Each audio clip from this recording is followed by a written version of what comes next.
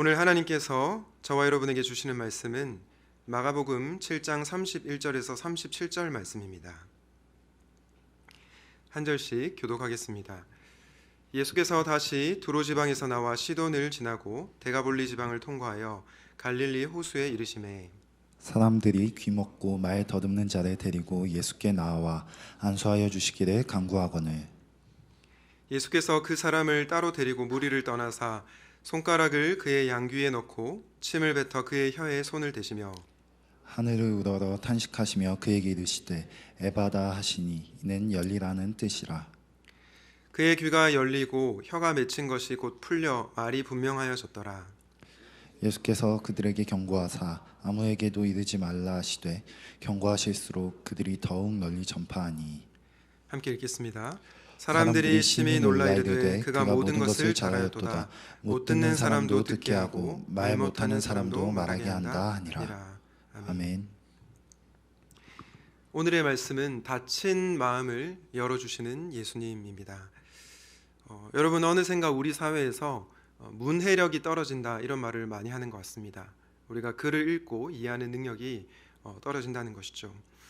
아마도 우리가 영상 매체에 너무 많이 노출되어 있고 책을 잘 안 읽다 보니까 문해력이 떨어지지 않는가라는 생각이 듭니다. 그런데 최근에 제가 한 강연을 듣다가 굉장히 통찰력 있는 말을 들었습니다. 관계의 언어라는 책을 쓴 문요한 작가님이 이런 말을 했는데요. 문해력이 떨어지는 이유는 언해력이 떨어지기 때문이고 언해력이 떨어지는 이유는 심해력이 떨어지기 때문이다. 여러분, 무슨 말입니까? 우리가 글을 읽고 이해하는 능력이 떨어지는 이유는요, 상대방의 말을 이해하는 능력이 떨어지기 때문이고, 상대방의 말을 이해하는 능력이 떨어지는 이유는 상대방의 마음을 읽지 못하기 때문이다. 그렇게 강의를 한 적이 있습니다. 저는 이 말에 참 공감이 되었는데요. 여러분이 맺고 있는 관계를 한번 잘 떠올려 보십시오. 여러분이 싫어하는 사람을 한번 머릿속에 떠올려 보실까요? 그러면 그 사람이 여러분에게 어떤 말을 하든지 그 사람의 말을 별로 이해하고 싶지 않습니다. 그 사람의 말을 귀 기울여 듣지 않고요. 또 그 사람의 마음이 무엇인지에 대해서도 별로 궁금해하지 않습니다. 반면에 여러분이 사랑하는 사람은 어떻습니까? 그 사랑하는 사람이 여러분에게 아무리 어려운 말을 하더라도, 돌려 말하더라도 상대방이 진심을 알기 위해서 우리는 가진 노력을 다할 것입니다. 차이가 무엇입니까? 그 사람에 대해서 내가 관심이 있느냐 없느냐, 사랑하느냐 사랑하지 않느냐라는 것입니다.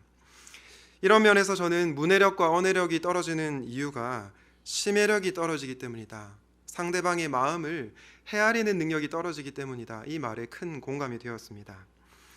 오늘 본문에 보면 청각 장애를 가진 사람이 등장합니다. 그는 듣지 못함으로 인해서 너무나 큰 고통을 겪었을 것입니다.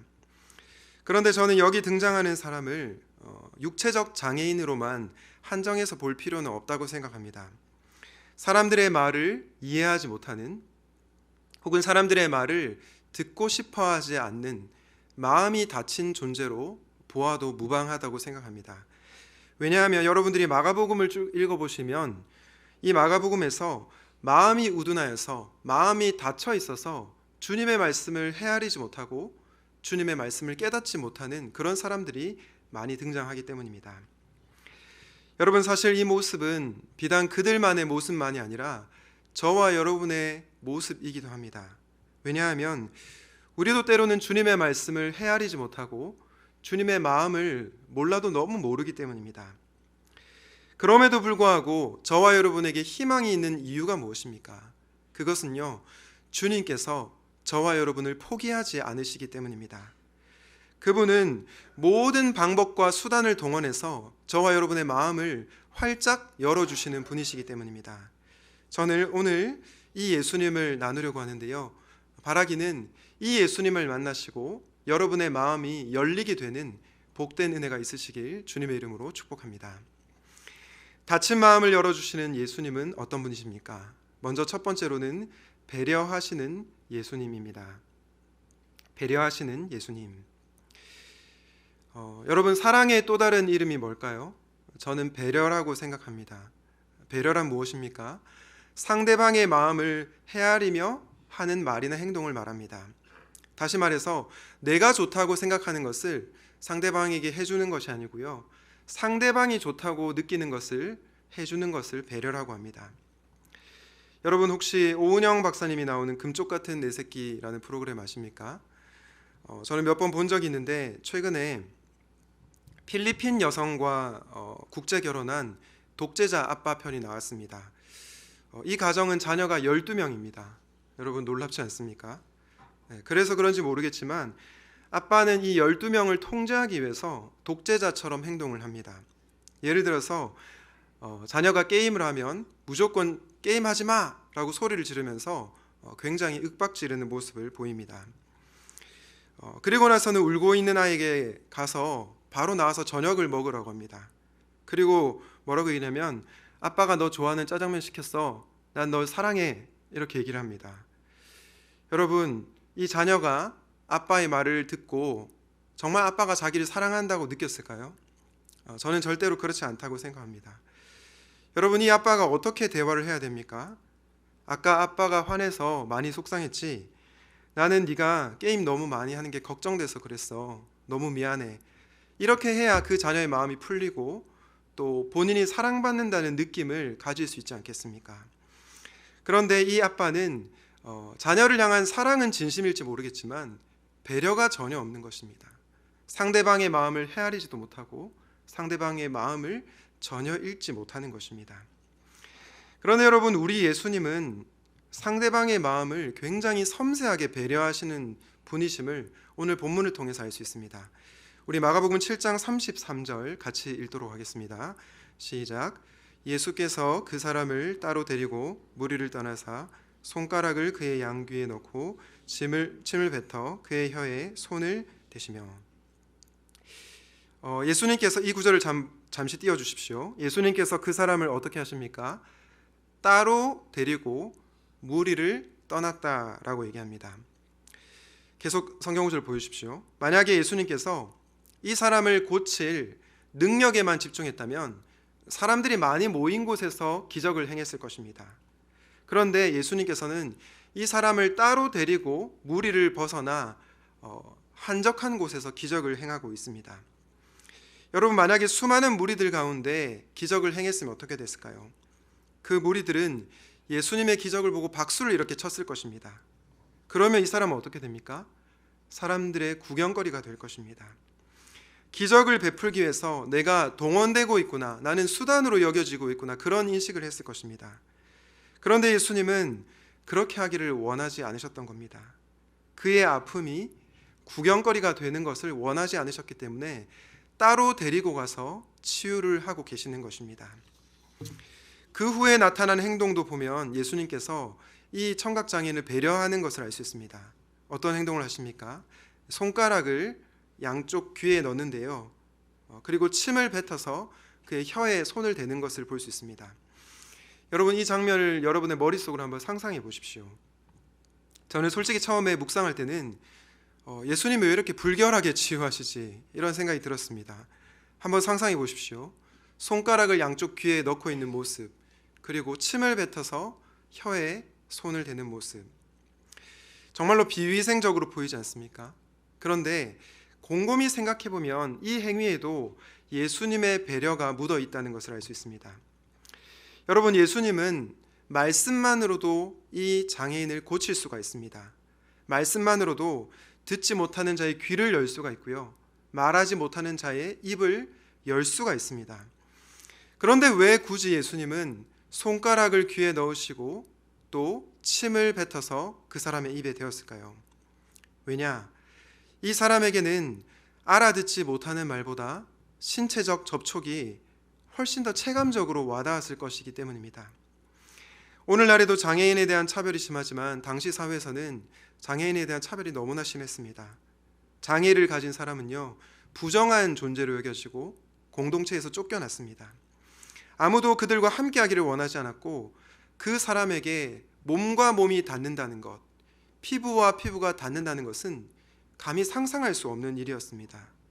그런데 예수님은 이 장애인의 마음을 아시고 피부와 피부를 맞대고 그의 아픔을 몸소 느끼고 있는 것입니다. 저는 배려하시는 예수님을 생각할 때 사마리아 여인과의 마음이 떠오릅니다. 예수님께서 사마리아 여인에게 어떻게 다가가셨습니까? 무턱대고 너 남편 5명이나 있었지. 지금 살고 있는 6번째 남편도 네 남편 아니지. 이렇게 말씀하지 않으셨습니다. 예수님은 사마리아 여인에게 처음 뭐라고 말씀하셨습니까? 물 좀 달라라고 말씀하셨습니다. 그리고 물을 매개로 해서 대화를 이어나가셨습니다. 그녀는 이 자신 안에 있는 갈급함을 보게 되었고 예수님의 이 배려로 말미암아 마음 문이 열리게 되었습니다. 만약 예수님께서 처음부터 남편의 문제를 거론했다면 사마리아 여인의 마음은 닫혔을 것입니다. 더 이상 대화는 이루어지지 않았고 여인은 여전히 고통 속에서 살아갔을 것입니다. 그러나 우리 예수님은 섬세하게 여인을 배려하시며 물로 대화를 시작하시고 그녀의 마음을 활짝 열어주신 것입니다. 여러분, 히브리서 4장 16절 말씀을 함께 보겠습니다. 그러므로 우리는 긍휼하심을 받고 때를 따라 돕는 은혜를 얻기 위하여 은혜의 보좌 앞에 담대히 나아갈 것이니라. 어떤 은혜라고 표현하고 있습니까? 때를 따라 돕는 은혜라고 말하고 있습니다. 우리 주님께서 다짜고짜 은혜를 베푸시는 것이 아니라는 것입니다. 우리의 상황과 환경을 고려하지 않고 막무가내로 은혜를 베푸시는 분이 아니라는 것입니다. 하나님은 가장 적합한 때에 우리에게 각자 맞는 방식으로 은혜를 베푸십니다. 사랑하는 청년 여러분, 예수님은 이렇게 저와 여러분을 배려하시는 분이십니다. 혹시 여러분의 마음이 닫혀 있다면 저와 여러분을 배려하시는 이 예수님을 보시고 여러분의 마음이 열리게 되는 은혜가 있으시길 주님의 이름으로 축복합니다. 닫힌 마음을 열어주시는 예수님은 어떤 분이실까요? 두 번째는 체휼하시는 예수님입니다. 체휼하시는 예수님. 이 체휼하다라는 단어는 함께 아파하고 함께 고통받는다라는 뜻입니다. 예수님께서 저와 여러분의 아픔에 함께 아파하고 고통받는다는 것입니다. 그 모습이 오늘 본문에 나타나 있는데요. 7장 34절 첫 부분을 보겠습니다. 하늘을 우러러 탄식하시며.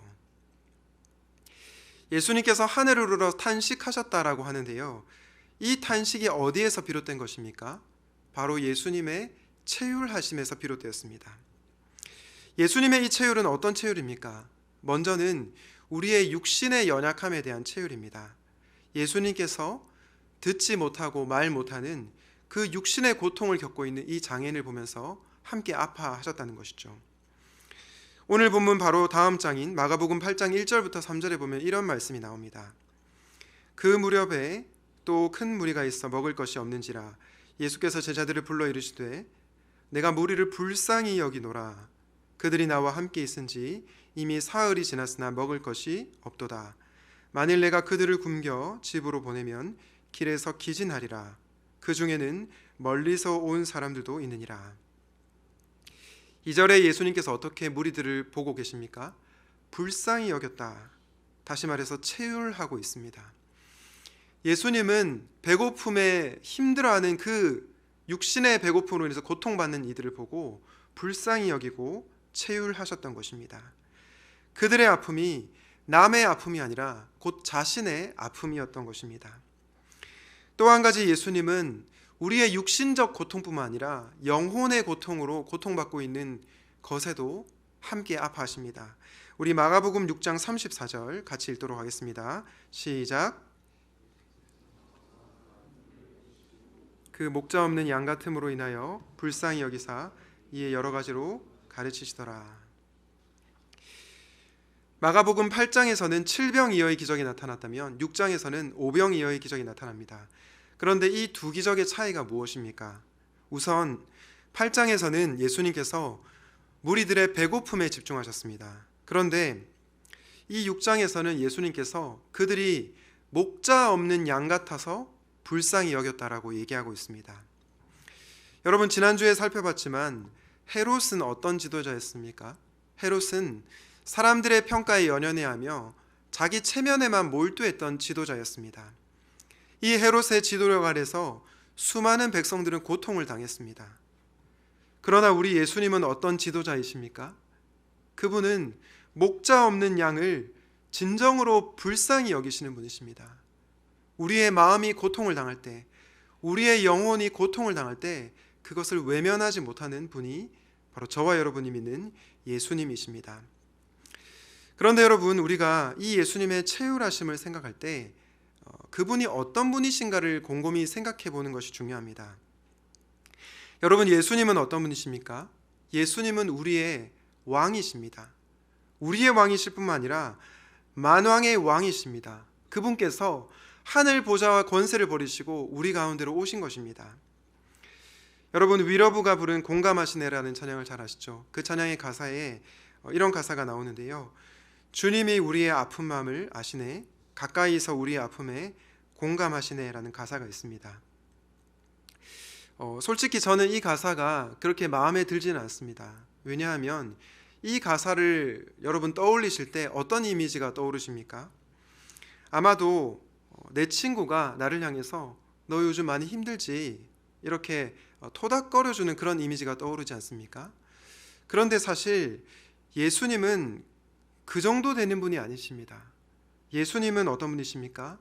앞서 말씀드린 것처럼 그분은 우리의 왕이십니다. 그리고 온 세상을 통치하시는 만왕의 왕이시라는 것입니다. 그 왕이신 예수님께서 저와 여러분의 고통에 함께 아파하신다는 것입니다. 여러분, 우리가 정치인들을 보면서 항상 쇼한다는 생각이 드는 이유는 무엇입니까? 그들은 서민 코스프레를 하지만 고통받는 백성들의 마음을 모릅니다. 왜냐하면 실제로 그 백성들과 똑같은 고통을 당하지 않았기 때문입니다. 그러나 여러분, 저와 여러분이 믿는 예수님은 어떤 분이십니까?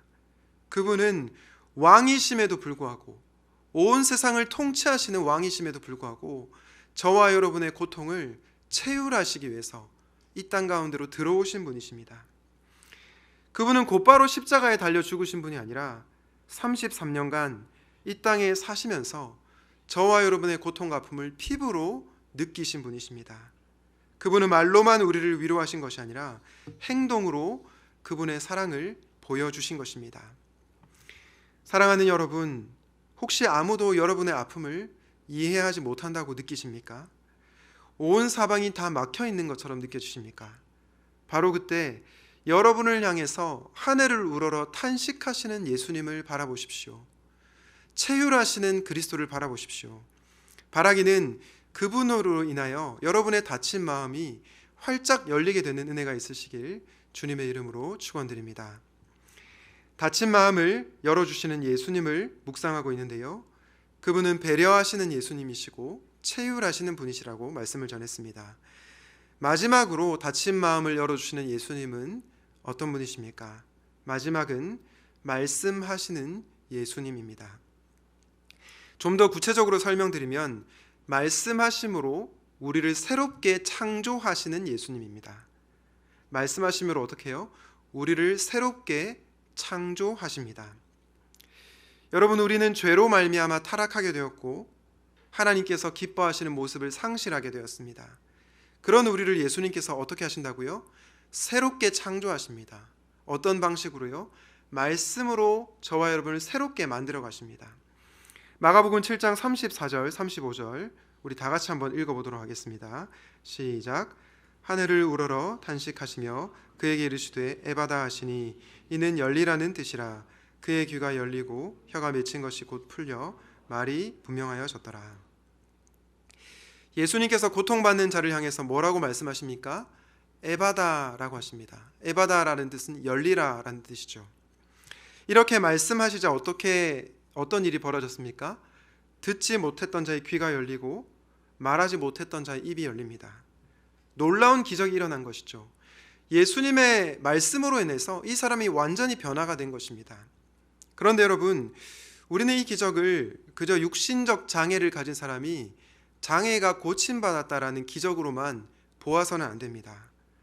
우리는 이 기적을 죄로 말미암아 하나님의 형상이 깨어진 자가 예수님의 말씀으로 새롭게 회복되었다는 관점으로 볼 수 있어야 합니다.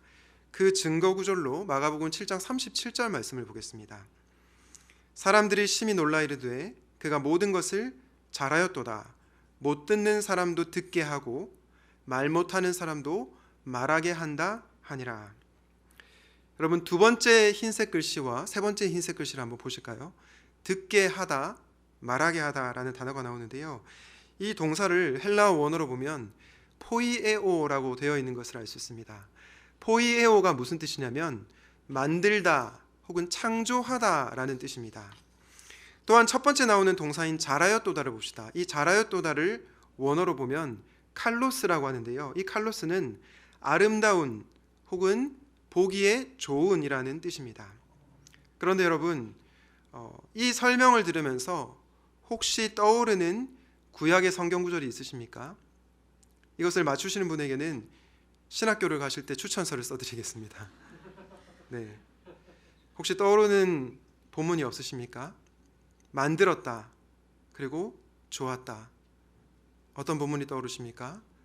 바로 창세기 1장 31절인데 우리 같이 한번 읽어보도록 하겠습니다. 하나님이 손수 만드신 모든 것을 보시니 보시기에 참 좋았다. 저녁이 되고 아침이 되니 엿새 날이 지났다. 여러분, 하나님께서 어떤 행위를 하고 계십니까? 창조의 행위를 하고 있습니다. 그리고 창조한 것을 보시고 보시기에 좋았다, 아름답다라고 선언하고 계십니다. 여러분, 이제 예수 그리스도께서 어떤 사역을 하셨는지 아시겠죠? 그분은 단지 육체적 장애를 갖고 있는 그 장애만을 고치신 것이 아니라 그의 존재를 완전히 새롭게 하신 것입니다. 창조하신 모습을 떠난 죄에 빠져있는 그 영혼을 완벽하게 새롭게 고치셨다는 것입니다. 여러분, 혹시 예람모십이라는 찬양팀을 아십니까? 이 팀은 동래 중앙교회 청년들로 구성된 찬양팀인데요. 이 찬양팀의 대표이신 전혁 목사님은 원래 부산에서 나이트 DJ를 하시던 분이었습니다. 그러다가 목사님이 되셨는데요. 최근에 새롭게 하소서라는 프로그램에서 간증을 하셨습니다. 여러분들이 꼭 한번 들어보시면 좋겠습니다. 목사님은 원래 자신의 꿈을 위해서 신학교에 가기 전에 영국으로 유학을 가려고 했다고 합니다. 그런데 영국을 가기 전에 어머님께서 뇌출혈이 발생했다고 합니다. 그러면서 혹시 내가 목사가 되라는 이 하나님의 부르심을 거부하기 때문에 이렇게 된 것은 아닌가, 그런 생각을 하고 기도를 했다고 합니다. 물론 하나님께서는 이런 분이 아니시겠죠. 우리가 순종하지 않는다고 해서 고통을 주시거나 그런 하나님은 아니십니다. 그런데 이 목사님의 마음 가운데 내가 부르심을 외면하는 것이 아닌가, 그런 생각이 들었다고 합니다. 그래서 목사님께서 이렇게 기도하셨습니다. 하나님, 만약 저 때문에 이러시는 것이면 제가 유학을 포기하겠습니다. 이렇게 기도를 하는데 그 마음 가운데 평안이 몰려왔다고 합니다. 신기하게도 어머님의 병은 그 이후에 깨끗하게 치료가 되었고 목사님은 목회의 길로 들어서게 되었다고 합니다. 그 후 목사님은 부산의 동래 중앙교회라는 교회에서 청년 사역을 했는데요. 당시 청년들이 100명 정도 됐는데 계속해서 청년들이 빠져나갔다고 합니다. 유학을 가는 청년, 군대 가는 청년. 그래서 다 빠져나가고 찬양팀이 급기야 2명밖에 남지 않게 되었다고 합니다. 그리고 그 남은 2명도 도저히 찬양팀을 할 수준이 안 되었다고 합니다. 왜냐하면 한 명은 성대결절에 걸렸고 또 나머지 한 명은 건반을 배운 지 5개월밖에 되지 않았기 때문입니다. 목사님은 찬양팀을 그냥 포기해야 되겠다, 그런 생각을 했다고 합니다. 그러던 어느 날 그 2명의 청년이 목사님께 찾아와 이렇게 얘기합니다.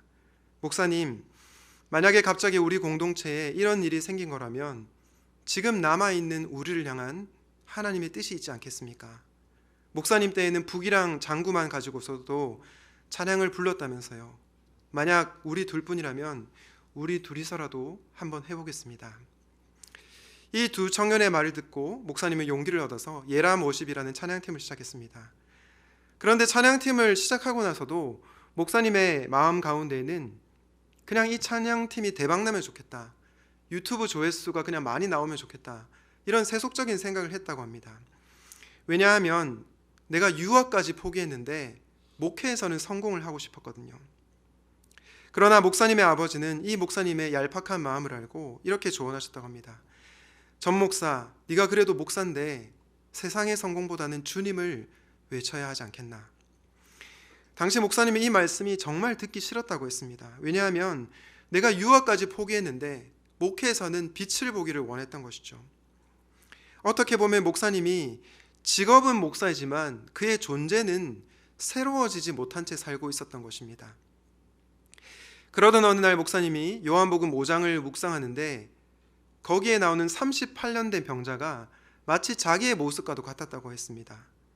요한복음 5장 6절에 보면 예수님께서 병자를 향해서 네가 낫고자 하느냐 하시죠. 그때 병자가 뭐라고 합니까? 예수님, 물이 움직일 때 저를 그 물에 넣어주는 사람이 없습니다라고 대답합니다. 당시 물에 들어가면 낫는다는 신화가 있었거든요. 그런데 목사님이 이 본문을 묵상하는데 주님은 너를 변화시켜 줄 거야 라고 말씀하시는데 핑계대고 남 탓하는 모습, 아무도 나를 도와주지 않습니다, 저희 인생은 끝났습니다 라고 말하는 그 모습이 마치 38년 된 병자와도 같았다고 했습니다. 참 신기하게도 목사님의 당시 나이가 38살이었다고 했습니다. 그리고 38년 된 병자를 고치시는 이 예수님을 만나고 나서 목사님의 관점과 세계관이 완전히 바뀌었습니다. 이제는 주님을 위해서 살아가는 목사님으로 변화되게 된 것입니다. 그리고 나서 우리가 아까 부른 주님의 시선이라는 곡을 쓰게 되었습니다. 그 가사가 어떻습니까?